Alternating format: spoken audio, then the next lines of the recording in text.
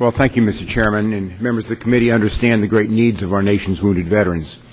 We've heard firsthand accounts of the pain and the suffering endured by hundreds of individual service members and their families, too often trapped in bureaucracy, mired in disjointed administrative processes and inertia.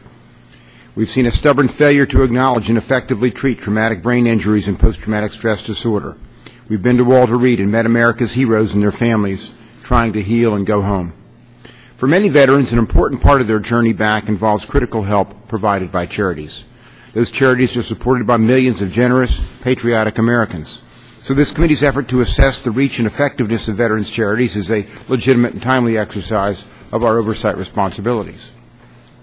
While it's well-settled law that charitable solicitations merit broad protection from government interference under the First Amendment, it's just as clear Article 1 of the Constitution charges us to guard the integrity of commerce and protect the general welfare. There should be no doubt our investigation is a sincere effort to understand what can be done by Congress, by states, and individuals to protect donors from wasteful, fraudulent, and abusive charities that exploit public support for veterans and siphon precious resources from truly worthy causes.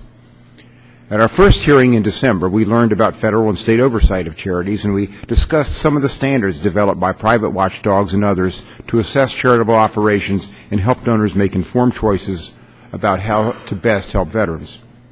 At that time, I said there is no per se test, no magic ratio of program expenditures to fundraising costs that automatically distinguishes good charities from bad ones. Other factors have to be considered: transparency, governance, track record. But we have to be concerned about complex business models and business practices that consistently direct as much of the money raised to insiders and captive, well-paid vendors as to veterans.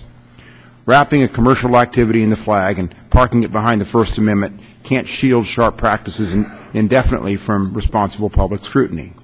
Sooner or later, donors will see through flowery direct mail rhetoric to the baser realities of exploitative, self-serving charities. We just want to make sure well-meaning contributors have the tools to do so. Today, the committee looks specifically at the management and governance of charities operated by Mr. Roger Chapin.